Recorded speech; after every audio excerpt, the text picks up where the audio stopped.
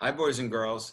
So today we're going to continue our study or our unit, Search for Freedom, and we're going to focus our efforts on Harriet Tubman. And I know that a lot of you already know a lot about Harriet Tubman. She is one of the most famous figures in our history and in the history of people of color fighting for their freedom. And what I want to do is I want to talk a little about the history of her life and why she's so famous and her accomplishments and a little bit about her legacy.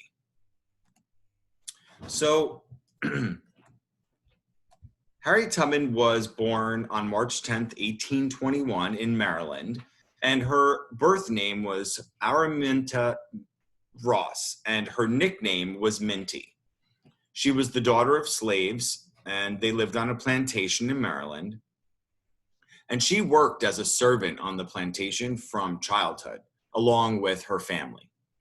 And when she was young, there's a famous story about when she was young, she suffered a severe head injury while protecting another slave from being beaten without purpose by the plantation owner. And she stepped in and, risked her own life and ended up actually getting hit in the head with something.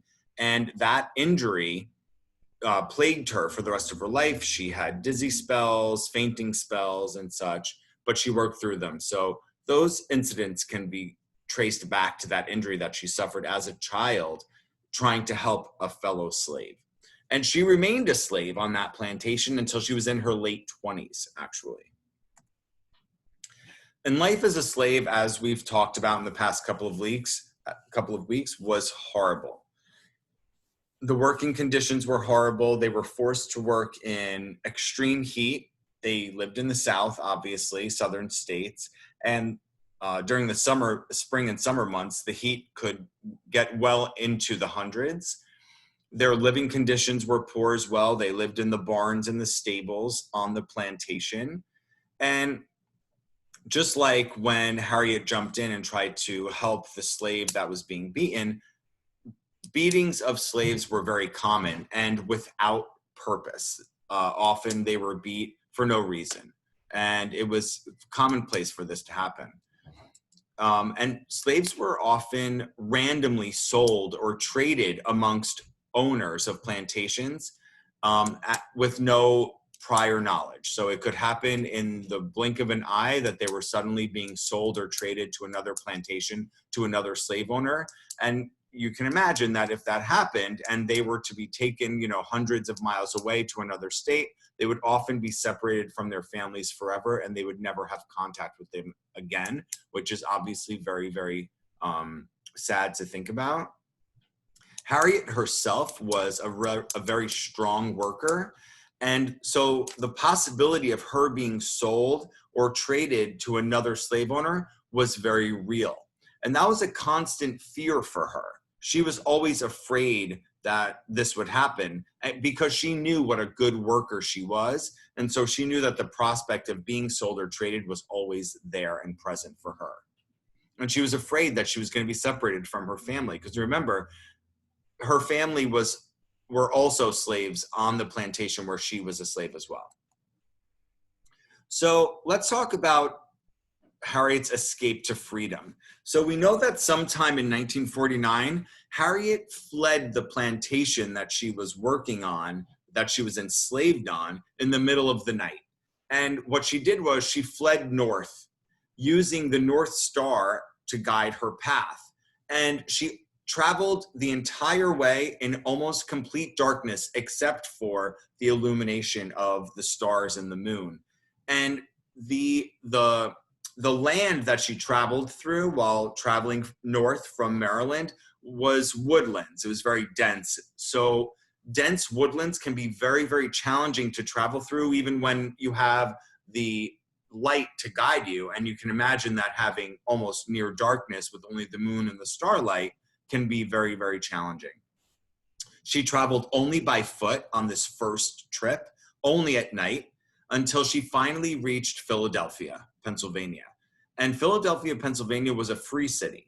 And Harriet was able to get a job and begin a life. And eventually she, got into a pattern of living the life of a free citizen, thankfully in Philadelphia.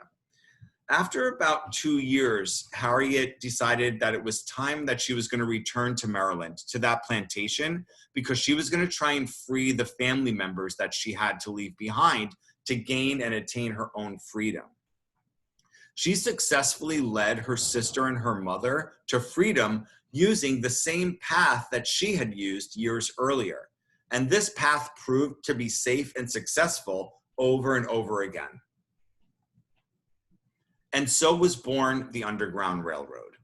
And we've heard this term many times throughout our research of inequality and our research of famous figures who fought for civil rights movements and fought for the abolition of slavery. So the Underground Railroad was neither underground nor was it an actual railroad. In fact, it was a series of trails that led from slave states like Delaware or Maryland to the free state of Pennsylvania and other free states that were in the northern region of the country at the time. The borders of these states were very, very dangerous because people who employed themselves as slave catchers waited and patrolled these borders, waiting for fleeing slaves so that they could catch them, return them to their owners, and then reap the rewards that the plantation owners were offering. So maybe they would patrol the borders of the country, of the states, catch a slave that had broken away from their plantation, bring them back to the plantation owner, and that owner would pay them a reward for bringing their slaves back. And Harriet ended up helping hundreds of slaves escape slavery and achieve the freedom that they so much desired using this same path, which we have said is called the Underground Railroad.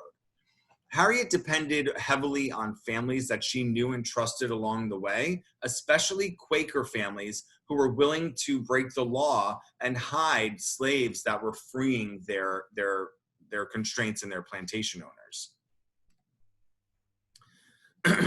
Harriet and the slaves that she helped would travel by foot, they would ride horses, and they would even actually ride trains. And often they traveled in disguise to throw people off who might have been looking for them, those slave catchers. And the travel took place primarily on Saturdays because the list of escaped slaves was published in newspapers in the southern slave states on Mondays. So they would be 2 days ahead of the game, and they would try to avoid people knowing who they were or people looking for them. Harriet used various methods to ensure that she was always traveling north, because they knew that they had to go north, right? If they accidentally went south, they would be putting themselves in grave danger. So it was important that they were always traveling in the right direction, which was north. They would follow the North Star, as we said earlier. They would learn the directional flows of rivers, which rivers were flowing north, which rivers were flowing south. If they lost any other strategy, they would learn to recognize types of moss that grew only on the north side of a tree.